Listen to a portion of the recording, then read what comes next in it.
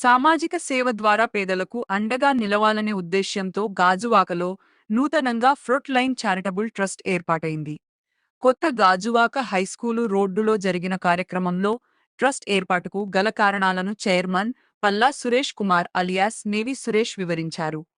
సమాజంలో పేదరిక నిర్మూలన, బాల్య వివాహాలను అరికట్టడం, మురికివాడల్లో జీవనం సాగిస్తున్న వారికి చైతన్య కార్యక్రమాలు నిర్వహించడం, ఆర్థిక భారం కారణంగా చదువులకు దూరమవుతున్న విద్యార్థులకు అండగా ఉండాలన్నదే ట్రస్ట్ ముఖ్య ఉద్దేశ్యం అని తెలిపారు.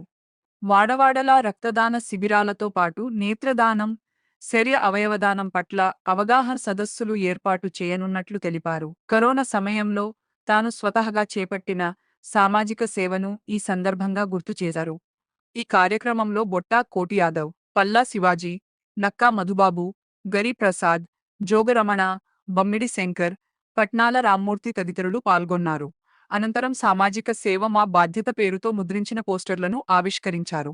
ఈ సందర్భంగా సమాజ ప్రగతికి తోడ్పాటు అందిస్తున్న పలువురిని సత్కరించారు. ప్రమాదంలో గాయపడిన పలువురు పేదలకు ఆర్థిక సాయం అందజేశారు. కార్యక్రమానికి విచ్చేసినటువంటి పెద్దలు, పూజలు, గౌరవనీయులు, ముఖ్య అతిథులు చిరంజీవి సురేష్ గారిని ఉద్దేశించి తమ అమూల్యమైన సందేశాన్ని ఇస్తారని కోరుకుంటున్నాం. ఈ ట్రస్ట్ పెట్టక ముందు కూడా నేను చాలా మందిని కలిసి అనేక మందికి నేను హెల్ప్ చేయడం జరిగింది. ధన రూపాయన కానీ బ్లడ్ ఇవ్వడం కానీ 35 టైమ్స్ నేను బ్లడ్ ఇచ్చానండి. ఇప్పుడు వచ్చి గత 15 సంవత్సరాల నుంచి నేను అనాథ పిల్లలకి డోనర్, మన డిజైర్డ్ సొసైటీ కావచ్చు, అదేవిధంగా తెరిసా ఆర్ఫనేజ్ కావచ్చు, 15 సంవత్సరాల నుంచి నేను డోనర్. ఇదే కాకుండా నాకు రాత్రి 1 గంటకి 2 కూడా కాల్స్ వచ్చిన టైంలో కూడా నేను శ్రీకాకుళం కూడా వెళ్ళి బ్లడ్ ఇచ్చి ఆ పేషెంట్ని కాపాడిన రోజులు కూడా ఉన్నాయి.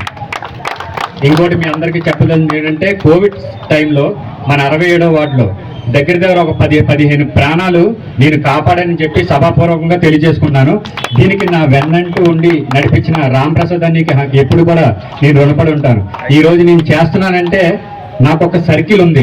ఆ సర్కిల్ అంటే నేను కాదు. ఫర్ ఎగ్జాంపుల్ కేజీహెచ్లో రాంప్రసాద్ అని పలానా వాళ్ళకి బాగలేదు, పల్స్ తగ్గిపోయింది, ఏం చేద్దాం, తమ్ముడు పట్టుకొచ్చాయి, ఇంకా రెండో తోట లేదు, పట్టుకొచ్చామంటారు. ఆయన చిన్నగా పట్టుకొచ్చిన తర్వాత ఆ మనిషికి అన్ని విధాలైనటువంటి ట్రీట్మెంట్ జరిపించి బయటికి పంపించి తర్వాత నాకు ఫోన్ చేసేవాడు, తమ్ముడు హ్యాపీ అని.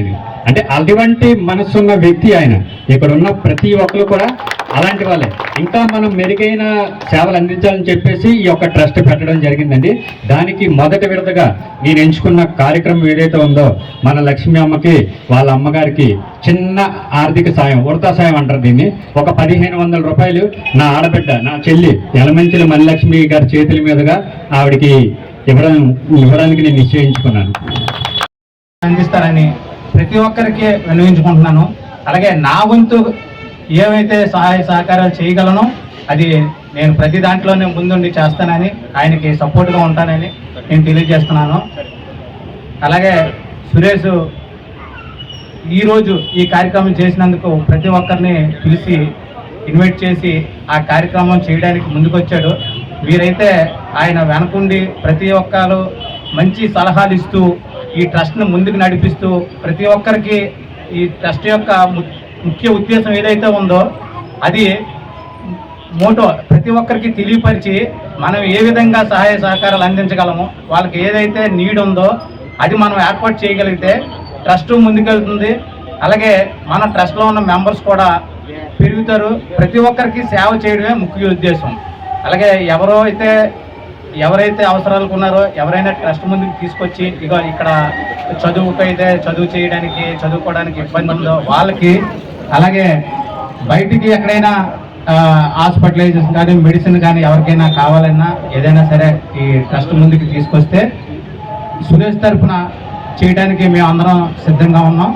ఈ ట్రస్ట్ని ఇంకా అంటే ప్రతి ఒక్కరూ ముందు నుండి నడిపించడానికి మీరు మీ వంతు సహాయ సహకారాలు అందిస్తారని, అలాగే నేనైతే నా పూర్తి సహకారం ఎప్పుడు ఉంటుందని తెలియజేస్తూ నా వంతుగా